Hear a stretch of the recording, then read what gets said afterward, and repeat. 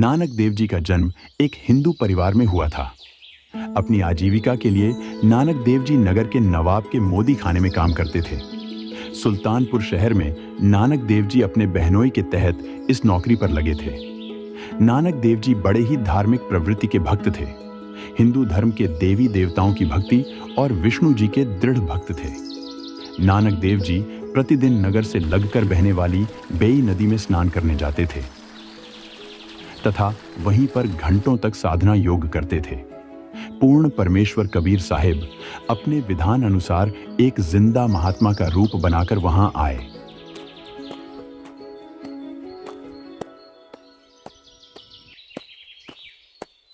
प्रणाम हो भक्त जी। भक्त जी, आप मुझे बड़े ही धार्मिक और दृढ़ भक्त लगते हो। निश्चय ही आपके पास मोक्ष प्राप्ति के मंत्र भी होंगे। हे भक्त जी, कृपया मुझे भी आपकी परम भक्ति बताइए। मैं बहुत भटक लिया हूं। क्यों नहीं भक्त, आओ बैठो। भक्त, आप कहां से हो? क्या आपने कोई गुरु धारण कर रखा है? मैं काशी से हूं। कबीर मेरा नाम है। धानक जुलाहे का कर्म करता हूं।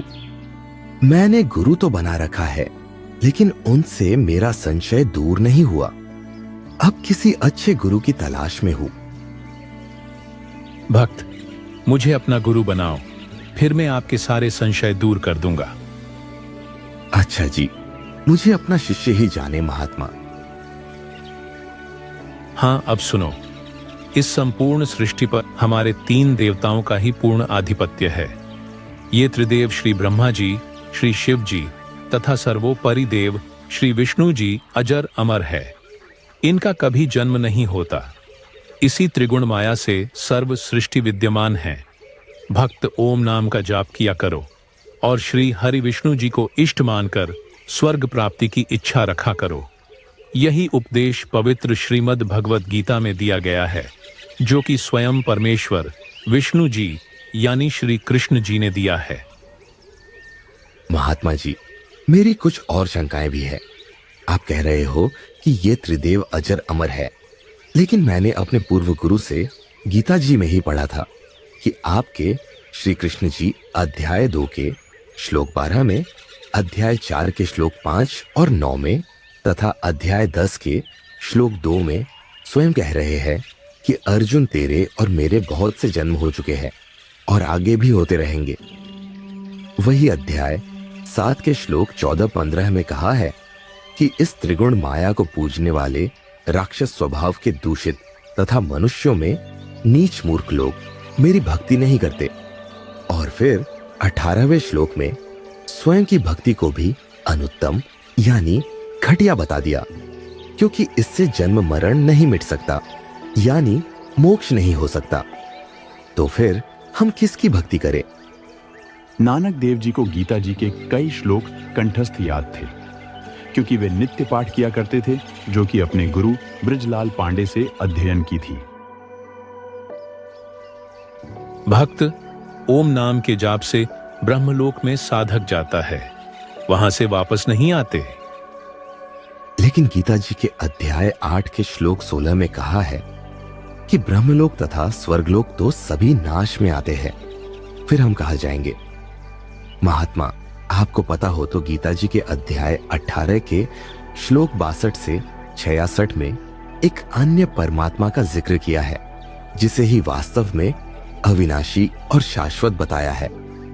उसका लोक भी अविनाशी है, अन्य कोई नहीं है। मान लिया कि आपकी इस भक्ति से आप स्वर्ग चले जाओगे, लेकिन कितने समय तक स्वर्ग में रहोगे? वो सब तो मेरी भक्ति पर निर्भर करता है।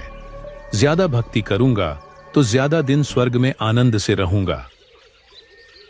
ज्यादा समय भी रुक जाओगे तो फिर कहां जाओगे?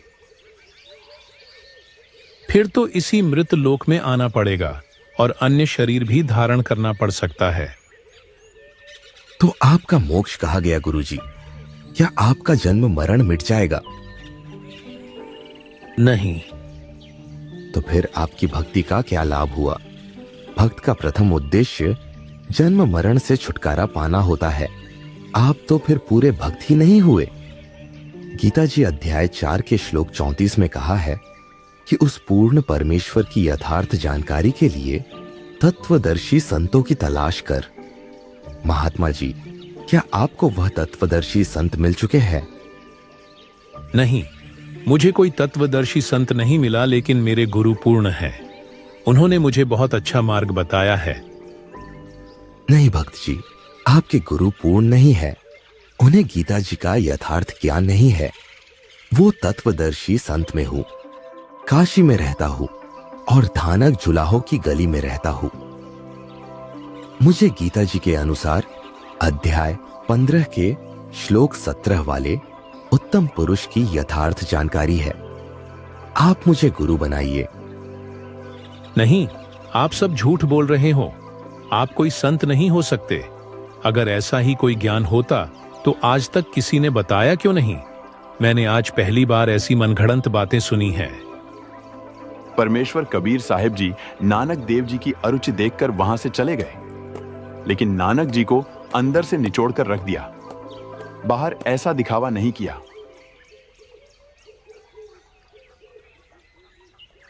क्या हुआ भक्त जी? ये व्यक्ति कौन था? ये तो आपको गुरुदेव कह रहा था। हाँ भाई, ये काशी का नीच जाति का व्यक्ति है। कबीर नाम है उसका। बोल रहा था कि आपके भगवान पूर्ण परमेश्वर नहीं है। फिर मैं इसको बताने लगा तो बोलती बंद हो गई और फिर चला गया। नानक जी ने वहां से तो बात टाल दी, लेकिन अंदर ही अंदर उन्हें कबीर परमेश्वर के सवाल दीमक की तरह काट रहे थे।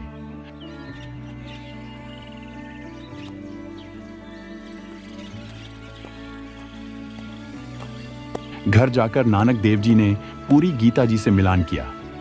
सब कुछ सत्य था जो कि जिंदा महात्मा रूपी कबीर साहिब जी ने बताया था। वहीं नानक देव जी की बेचैनी तो बढ़ गई, लेकिन एक तरफ से खुश भी थे। आखिर क्यों नानक देव जी के साथ दोनों स्थिति साथ बनी, इसके लिए देखिए दूसरा भाग।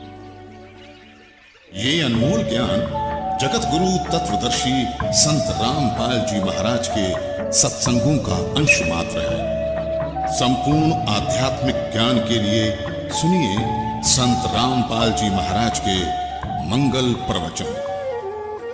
आप संत रामपाल जी महाराज जी के मंगल प्रवचन संत रामपाल जी महाराज एप्लीकेशन पर भी सुन सकते हैं तथा उनके द्वारा लिखी पुस्तकें भी डाउनलोड कर सकते हैं।